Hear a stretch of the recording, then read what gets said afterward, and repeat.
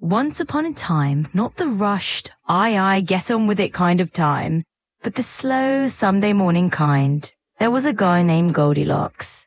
Her hair wasn't just gold, it was the kind of gold that looked like it had been spun by a slightly tipsy wizard who'd said, "My, that'll do," and wandered off.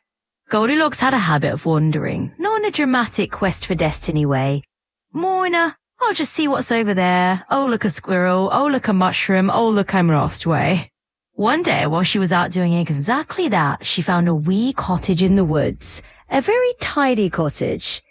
Suspiciously tidy. The kind of tidy that suggests the owner either habitual rota, or are Scandinavian, or are bears with surprisingly high domestic standards. It was in fact option 3. But GoldyLocks didn't know that. She just saw a house and thought, I'll have a nosy. Inside, she found 3 bowls of porridge cooling on the table. Now GoldyLocks wasn't starving. She wasn't even hungry. She was just bored. And boredom is the #1 cause of snack-related crimes. So she tried the first bowl. Too hot, she said, is a cure a Michelin inspector reviewing lather. She tried the second bowl. Too cold, she said, like someone who'd been personally offended by a bowl of oats. Then she tried the third bowl. Just right. And she ate it. All of it, every last oat.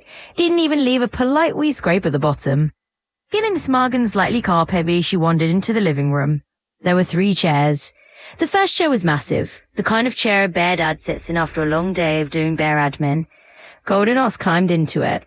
It was like sitting in a leather-bound cliff. Too big.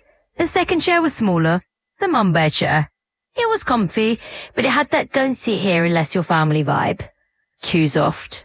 The third chair was tiny, the baby gear chair. It looked like it had been assembled by someone who'd lost the instructions and their patience. GoldyLocks sat in it. It exploded. Not dramatically, just a wee crack, a splinter, and then she was on the floor like a dropped potato. Oops, she said in the tone of someone who absolutely was not going to fix it. Now tired because breaking furniture is exhausting, she wandered upstairs. 3 beds. The first bed was enormous. She lay in it and immediately felt like she was sinking into a marshmallow that had opinions. Too soft. The second bed was firmer. The kind of bed that says I support your spine, but I don't love you. Too hard. The third bed was perfect. Just right. Cozy, warm, inviting, like a hug from someone who smells faintly of cinnamon. GoldyLocks fell asleep instantly. And meanwhile, the 3 bears came home. Papa Bear sniffed the air like a man who suspects someone's been at his leftovers. He grumbled. Someone's been eating my porridge. Mama Bear gasped. Someone's been eating my porridge.